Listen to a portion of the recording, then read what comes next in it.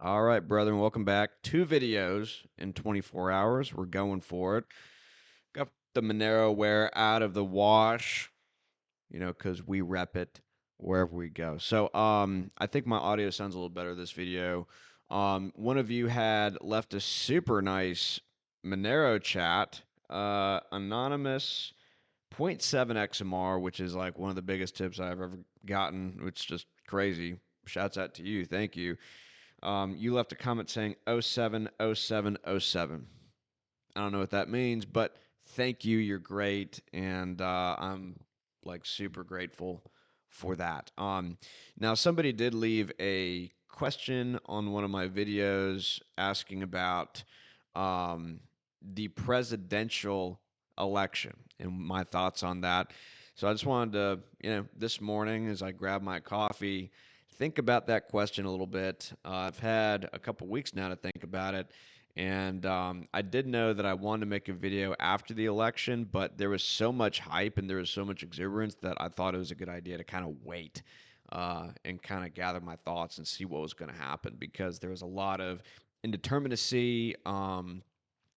There are some good things about the administration that's coming in that I think I like, and there are some bad things, evidently, with the people that he's choosing. It seems to be the swamp coming back in all over again, but there are some better picks. I do like RFK Jr. I hope that he cleans up the food system. I hope he gets the fluoride out of the water. I hope all that gets done. Just listening to him made me get a water filter for my house. It's like one of those zero filters or whatever. So I'm upping my own water game just by listening to him. I don't use the fluoride toothpaste anymore. And I'd already known about that, but just listening to him made me really kind of take action on it. Um, Even though I don't think I'm neurodegenerated that much because of the fluoride, but shoot, maybe it's a Dunning-Kruger thing. I have no idea. But anyways, there are some things I like about the administration. And first, before we get into that, um, like the video, subscribe. We're so close to 2K subscribers. I feel like I've earned it. We've been on the internet for like 3 years, and we've been putting out a lot of content, not necessarily lately, but over the time span. I think we've put out over 150 videos. So it'd be sweet if we got to 2K. I know we're kind of a niche group here. And if you haven't subscribed, go ahead and subscribe. Let's get to 2K. Like the video. And if you want me to leave some comment on my next video, go ahead and leave a tip. That point 0.7 tip was pretty insane. Thank you, brother. That's nuts. So go ahead and also sign the petition for Roger Ver. We're at 4,300 signatures. We got to get those numbers up, dudes. I mean, this dude, without this guy, your bags would not be pumped to the extent that they are. And when I say your bags, not mine, because a lot of you are Bitcoin bros. I'm not. But hey, this is your guy. Okay. So if you're happy with where Bitcoin has gone, go ahead and sign this petition. Let's get him free. Now let's get into the content. By the way, Roger is like a recent subscriber to my channel, which is super dope. If you're watching this, Roger, you're awesome. Shouts out to you. We love you. Okay, so let's talk about the election. All right. Let's talk about what's been going on lately. And this speculation that we're going to be having a Bitcoin reserve at the US government, and that's going to be leading to hyper Bitcoinization and all these countries getting into it. Let's see what happens, okay? Because we're seeing the word crypto thrown out a lot.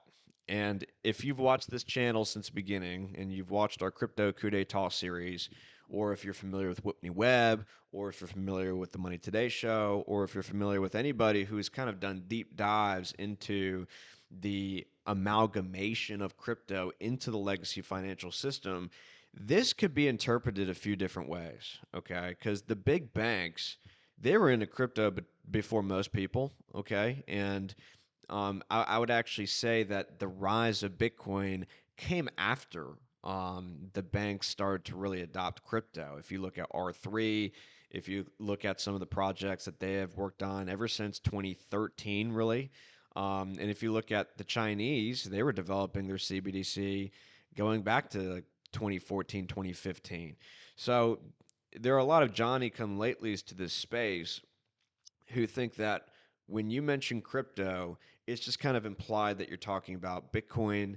Not the case, okay? Even when we talk about crypto, even if we don't talk about it in a nefarious way, we're actually talking about real cryptocurrencies that are useful, private, fungible, fast, cheap, etc., actually work. You know, that's a different context than just talking about Bitcoin. And you see that conflated a lot. When people talk about crypto, they think Bitcoin, they think libertarianism, they think freedom, they think gains, when really that's not always implied. Okay. So it has to be investigated and it has to be kind of weighted out what we're going to be seeing here from this new administration because I'm very skeptical. Michael Saylor's getting deep into this stuff, and if you've watched our deep dives on Michael Saylor, you understand that that could be nefarious. I'm not going to go through all that again. I've kind of made a vow to stop talking about Michael Saylor because I think like this is a demonic entity, okay? And we should pray for him, of course, but he's a very troubled person, okay? If you look back through the history, the things that he's wanted to develop, the people that he's associated with, it's not good news, okay? And I understand that a lot of people are getting rich off this guy, you know, kind of pumping the space, but I'm a little bit concerned by where this is going, especially when you look at MicroStrategy and how much Bitcoin they are amalgamating and the leverage they're taking on in order to get all this Bitcoin. It may not be totally safe. And like the underlying business of MicroStrategy actually isn't profitable. And it's not until they started to buy Bitcoin and essentially become a Bitcoin holding company that you know their stock price started to take off and a lot of people started to get into the stock and it's obviously speculative you know what's going on with that company and I honestly think everything going on with Bitcoin nowadays is speculative like the success of Bitcoin is relying on third parties now it's relying on technology that hasn't come into existence yet there's a lot of people out there talking about something like CTV in order to make Bitcoin scalable to the extent to where you can have L2s that people can get onboarded to so that they can use this stuff. Um, just, it's not something that fundamentally, in my opinion, warrants a $2 trillion valuation. You know, it just doesn't make sense to me. And I did make a tweet a couple years ago, not a couple years, a couple weeks ago, you know, after the election and Bitcoin was going hypernuclear. I was like, should I buy Bitcoin? And I thought about it. I really did. You know, because it's exciting, right? You got this possibility of the Bitcoin Reserve and, you know, states adopting it. But fundamentally, has anything changed? Um, why focus on Bitcoin, right? If there are cryptos that are more private than Bitcoin, if there are cryptos that are faster than Bitcoin, if there are cryptos that are cheaper to use than Bitcoin, why would you get into Bitcoin because it's the most overvalued cryptocurrency out there. Like and plus it could be a nefarious tool that's used by the elites to track every transaction you're making. I mean, the Roman Sterling Goff case and the Roger Ver case, which we talked about in the last video, if those don't spook you out of using Bitcoin and at least give you an idea that this could be used in a nefarious way in order to essentially come after political enemies of the state, then I don't know what to tell you. And I don't necessarily feel safe holding it. It's kind of a principled approach, but also it's the fact that it's worth $2 trillion and it's not by any means the best cryptocurrency. What is cryptocurrency fundamentally supposed to do? It's supposed to transfer information in a private, cheap, and effective way. Financial information. Okay, that's effectively what it's supposed to do. It doesn't do anything else. Okay, it's not like gold where it's super conductive and you can use it in electronics. It's not something that ornaments things and looks nice. Gold has a fundamental use case outside of its monetary properties. And, you know, the Bitcoin bros just seemingly don't understand this. You can't compete with gold on the actual use cases. And it's the use cases that give it that store of value and that inelastic demand. Um, in order for Bitcoin to get inelastic demand, essentially what it has to do is outcompete all of the other technologies that do the exact same thing as it, but better. And what they're going to try to do, of course, is get state regulatory favor. That's how they're going to try to do this. And we've told you that for years, and that seems to be what people are excited about with the Bitcoin reserve move. And I'm not like whatever the U.S. government's going to do is what the U.S. government's going to do. I'm not somebody who really cares at this point, but I have seen some crazy people out there say, including U.S. senators, the Cynthia Loomis lady. She's talked about how the U.S. should sell its gold reserves to buy Bitcoin, which is just a really freaking bad idea. Who are you going to sell it to? You're going to sell it to Russia? You're going to sell it to China, India, the new superpowers of the 21st century? That doesn't seem like a good idea. And especially given that they are establishing right now a commodity based financial system where the currency is backed by the commodity, whether it's oil, whether it's gold. That seems to be the trajectory that they're on. And I don't see them wanting to go to a Bitcoin standard. Okay, I don't really see that. Especially since China just found a whole lot of gold in their country, something like 2,000 tons worth. That's geopolitically very important for them, especially if we go to a gold-based system. And they're the ones who are producing everything. China is the one who has the resources, or excuse me, did I say that right? Russia is the country that has the resources, the natural resources. China is the country that has the manpower. Germany is the country, which, by the way, has also been amalgamating a lot of gold, and they're very gold oriented. They are the ones who have the intelligence and the engineering capacity in order to turn those into resources. So there's a natural kind of synergy between those three countries. And that's why you have, over the last 10 years, this move towards a new Eurasian economic system. Now, who knows if the U.S. is going to be able to exercise enough leverage over the European powers moving forward in order to encourage them to stay part of the U.S. based economic system. But even if they do, is that going to translate into them having them start a Bitcoin reserve and a hyper Bitcoinization move? That's something in question because a lot of the big Bitcoin bros that are now out there, whether you're talking about Jack Dorsey, whether you're talking about Michael Saylor, their idea is to save in Bitcoin and to spend in US dollars. They're not anti-US dollars. They are people who are generally pro-US dollar. If you actually look into Michael Saylor in particular, he wants US dollars to be sent on the Bitcoin rails. He wants Bitcoin to back the dollar. And so they're not necessarily anti-fiat. And let's say that they do establish a Bitcoin standard. Well, the United States right now has a financial deficit which is ginormous. Okay, we have to increase industry, and that takes a long time to build industry back up here in the United States. That's not something you can just flick on with the flip of a switch. People have to move infrastructure back over here. They have got to change the tax code in order to make things more appetizing for those countries to move on back. They already tried to do that with the repatriation tax, which is part of the Tax Cuts and Jobs Act, where they essentially tax the retained earnings of countries overseas that have been keeping those retained earnings on the books in those overseas countries so that people didn't take dividends, back to the States, which they never really did. They just reinvested in the company. Um, that was an effort to get companies to move back to the States. They also lowered the corporate tax rate from like 39% down to 21%, which was to incentivize countries to come on back. So you do have a little bit of activity of countries coming back to the States. But they are talking about lowering the corporate income tax down to 15% now from 21%. So maybe that'll help too.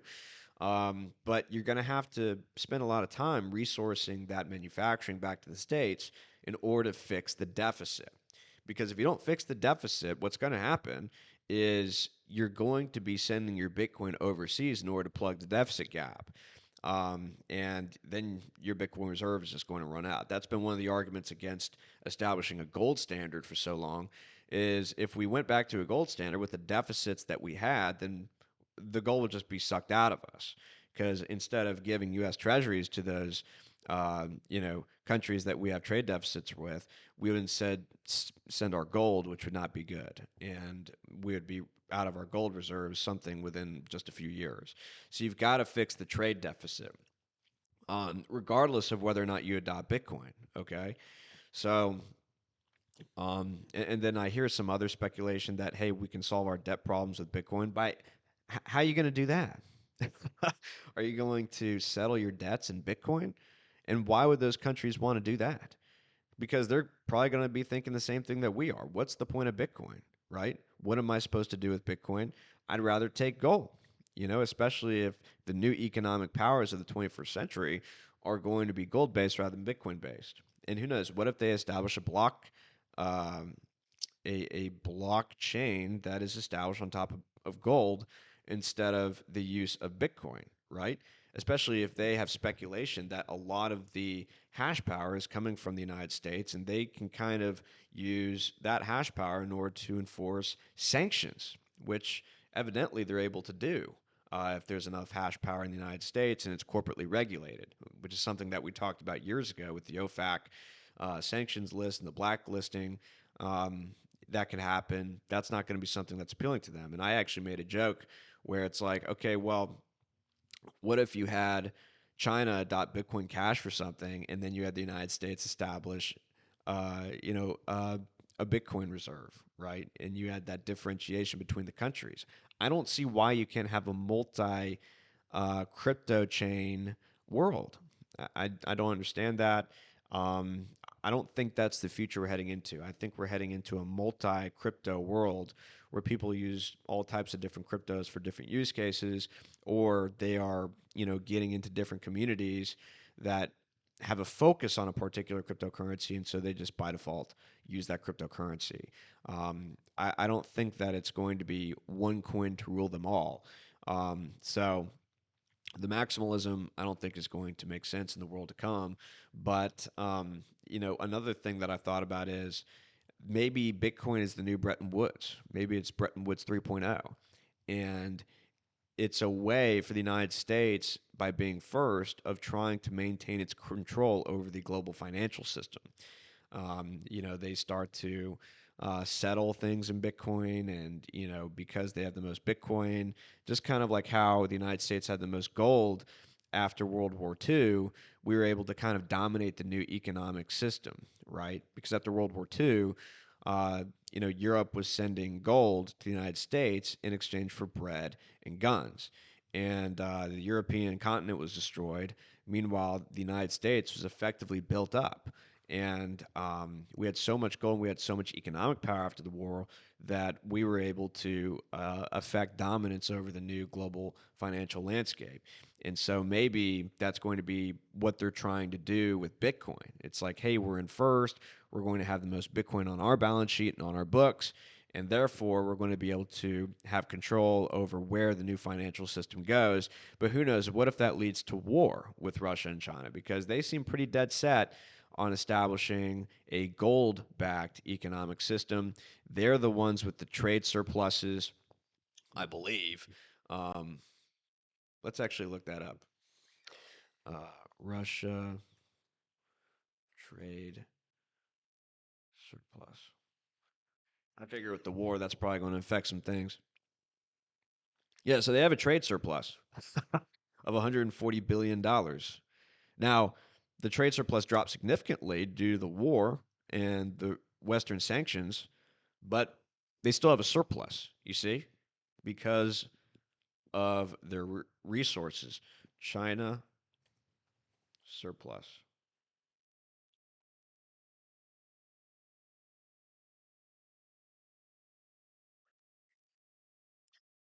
They have a $1 trillion trade surplus. China has, okay? So you have to ask yourself the question: the United States, were they able to affect global dominance over the economic system because they had the gold or because they had the surplus?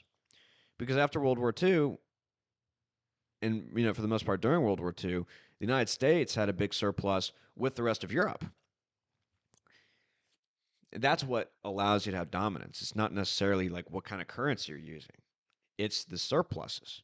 So, really, that's the integral part of what's going to be happening with the Trump administration. Are they going to be able to cut government spending enough? Are they going to be able to resource U.S. manufacturing enough? Are we going to be able to stock our human capital sufficiently, which has been very much hollowed out? The human capital is a big problem here in the United States. For anyone who's tried to hire talent, for anyone who's tried to um, start a business with all the regulations.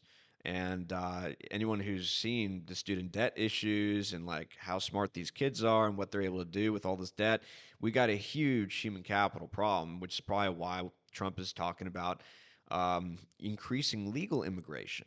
Okay, which is not something that I necessarily support. I think there should be a total moratorium on immigration, legal or illegal. But it doesn't matter. It seems to be on the agenda to increase legal immigration to increase the human capital because we live in a materialist based, economically oriented world. Okay, it's not about blood and soil as much as it is about who can make the most money and establish leverage over the global economy. Okay, so that's kind of where we are, and this all kind of plays into that. So, is the Bitcoin standard even going to matter?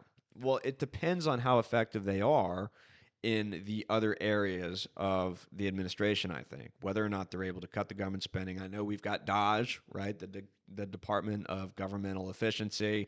They're going to be cutting a whole bunch of stuff. But my question there is, well, how much are you going to be able to cut?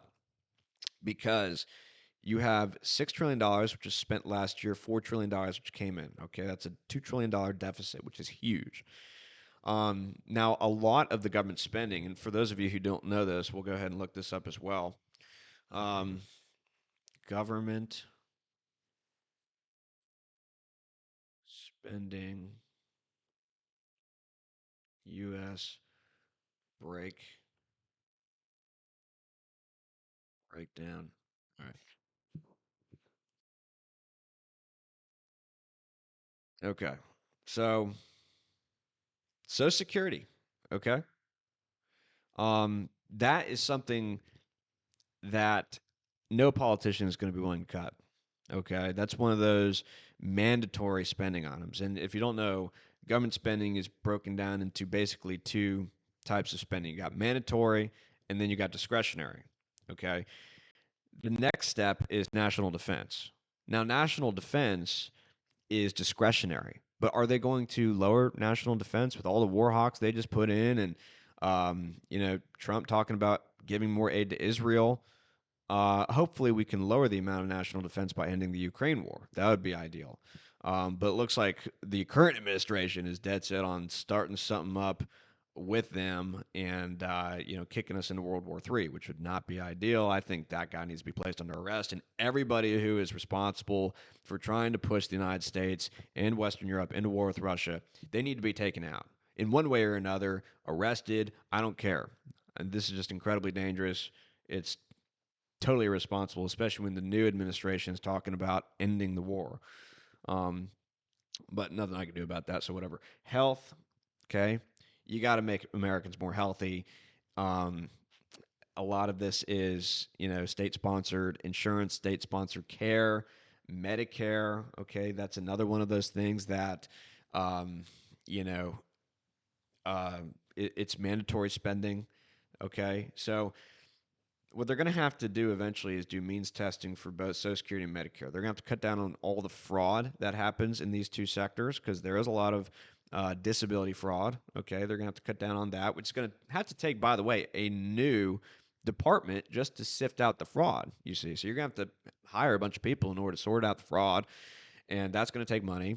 And hopefully, the people you're paying to discover the fraud is less than the fraud that you find in stock. Okay, so there's probably going to be actually a jump in government spending in order to lower the government spending. You see, so net interest. What are you going to do about that, right? Because interest rates are going up, and the Fed is kind of in this position where if they continue to raise interest rates, this net interest, which is now at like $1.1 trillion, that's going to balloon and just go hypernuclear if they continue to raise the rates.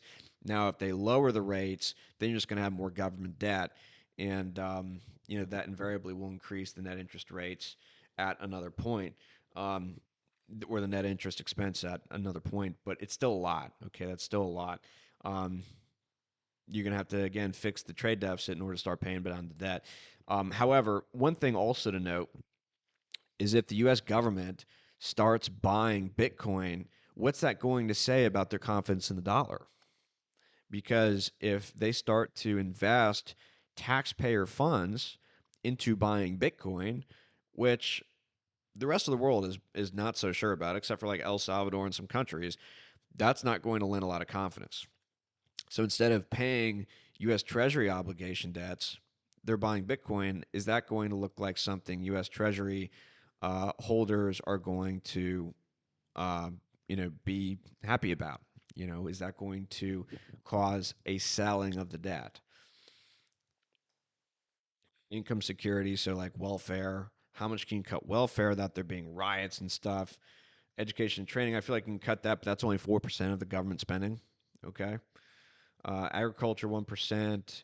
So a lot of the stuff that they've talked about cutting is actually stuff that isn't the bulk of the government uh, spending. So that's going to have to be really looked at.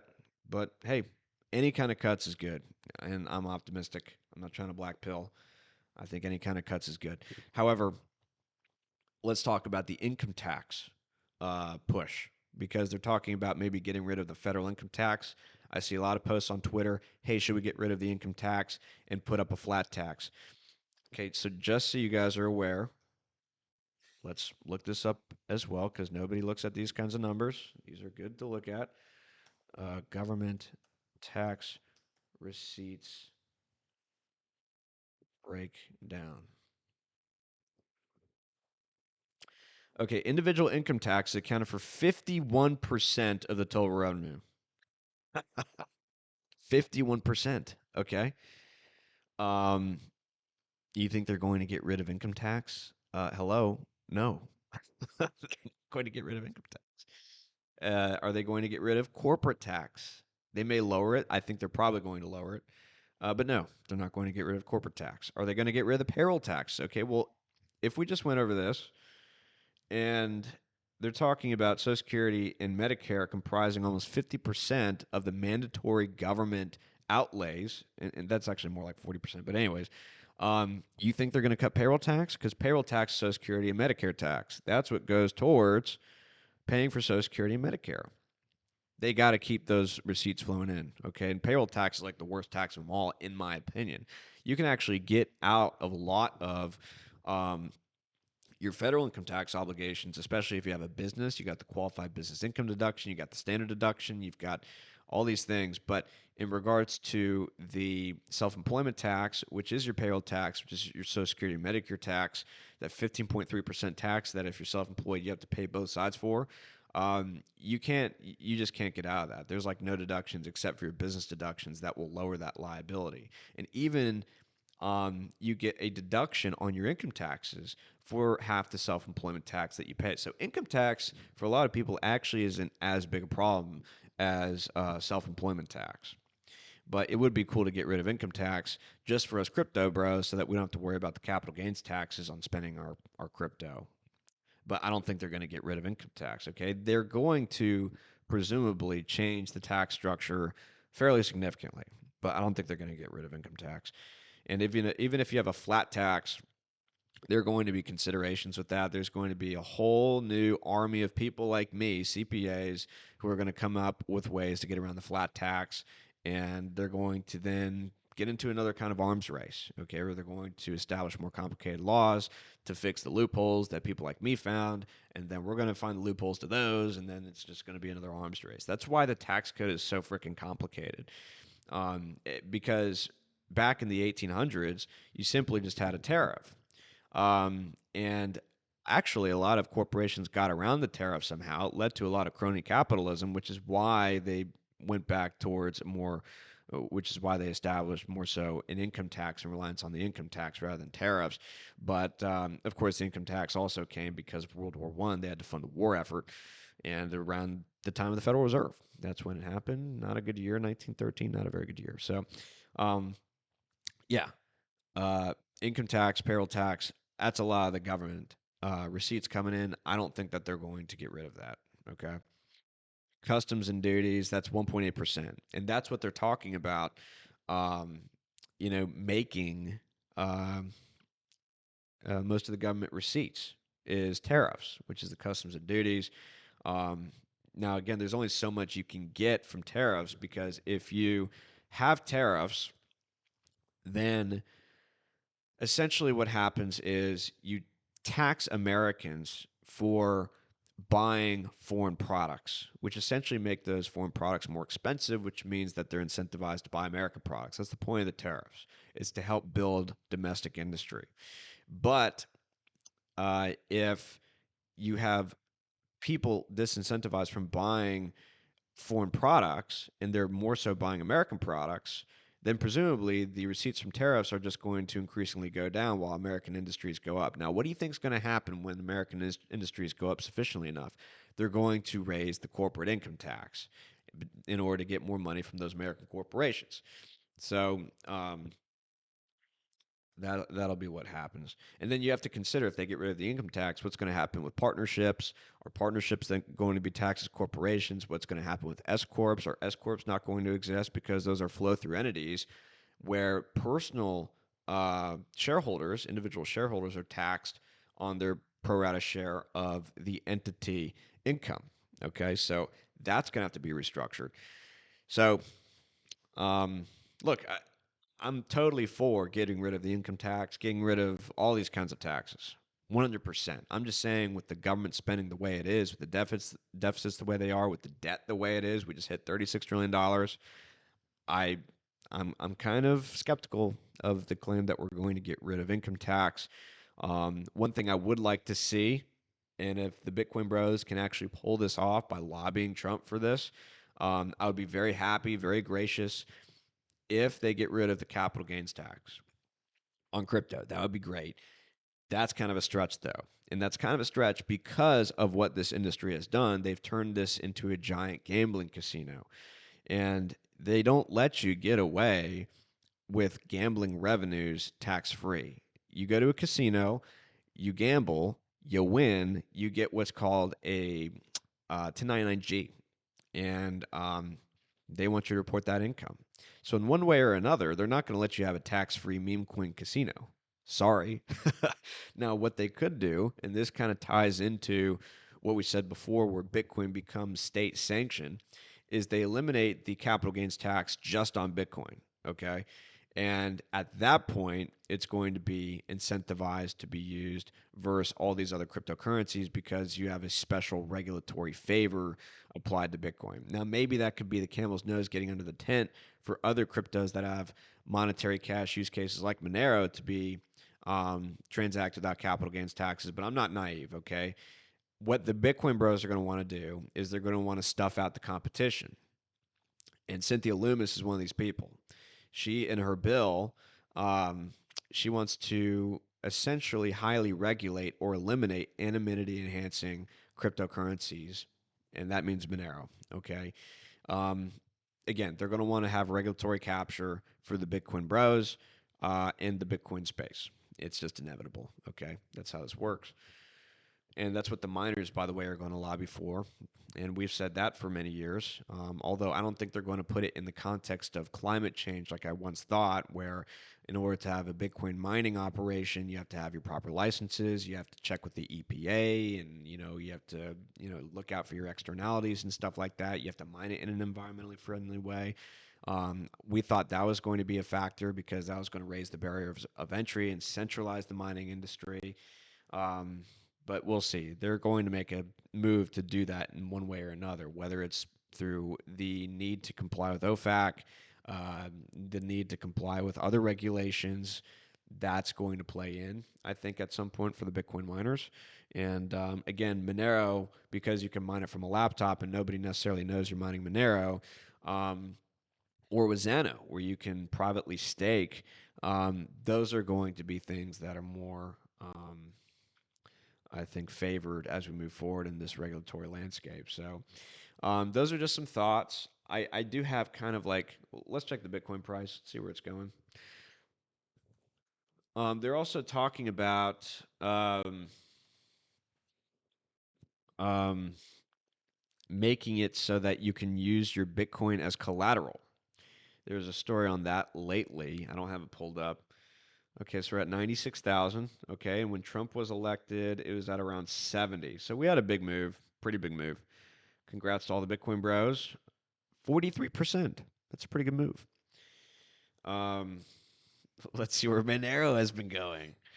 Monero hasn't had much of a move. And by the way, the super hyper mega bullish case, um, it's still in play because you still have all over the world tyrannical movements happening. Like in Denmark, the unrealized capital gains tax, they're disputing that in January. They're discussing that. In other parts of the world, you have price controls and you have rationing that's going to come as a part of that, especially if you get into an expanded war with Russia. That means more black markets. That means more Monero being used. Um, I'm starting to look at all this so like you know, surgically, but it would be very disastrous if that happened. Hopefully not nuclear war, because then none of this even matters. But um, yeah, so Monero's not going anywhere. We're at 162. Um, just just unbelievable, right? So going back to uh, really early 2022, mid 2022, we've been kind of in this band. I'll let you guys kind of theorize as to why that is. Let's look at Zano. Zano's kind of dipped a little bit lately. We're still up like 2,000% over the last couple of years, but we have a little dip here, which is nice, and pretty good buying opportunity. IMO. But Zano's not really affected by anything going on. We got some cool stuff going on with that. But um, as far as what I think about the Bitcoin Reserve, I'm skeptical. Okay, I'm just skeptical. I still see no fundamental use case to Bitcoin, even though I understand it has the biggest network effect. I understand that people are trying to escape the money printer. Look, I like gold. Okay, I like saving in gold and silver, spending in Monero. That's what makes sense to me. You can also save in Monero. That's fine. I mean, the price doesn't move. Inflation adjusted, it's not good, right? Because the price effectively goes down.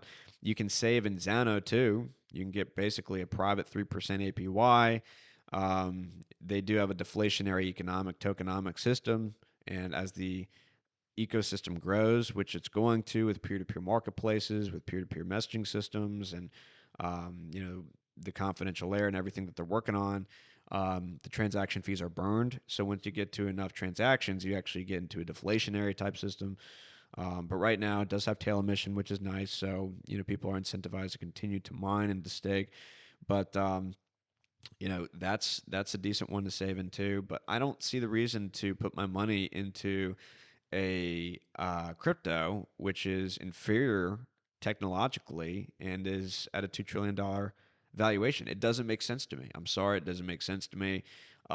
Hey, if you've made a lot of money off it, I'm excited for you, and I'm super psyched that it's working out for a lot of people.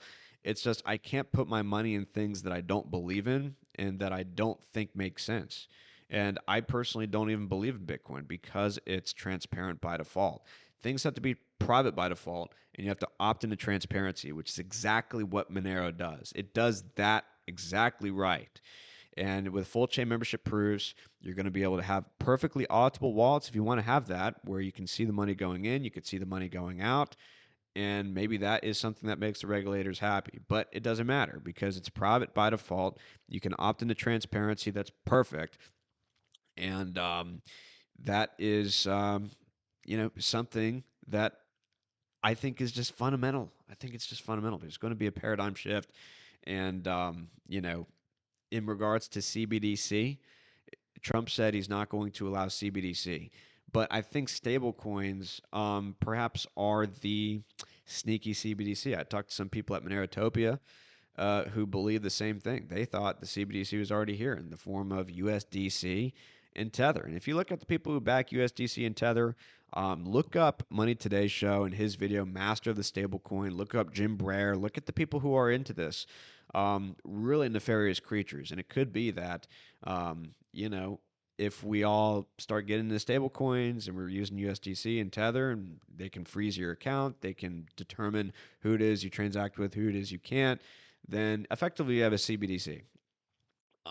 And they're not going to call it a CBDC, but that's effectively what it would be. So that's something to look into as well. I wanted to get down the rabbit hole with some people at Monerotopia about that. I'm not too educated on it, but it does kind of make sense. But I think that's all I've got to say for now. I think that is all I've got to say. Again, like, subscribe. Let's get to 2K subscribers. If you're on Odyssey, go ahead and subscribe there. We're almost at 1,000 on Odyssey, so go ahead and subscribe to my channel on Odyssey as well. Leave a tip if you're inclined. Donation addresses below for Zano and Monero.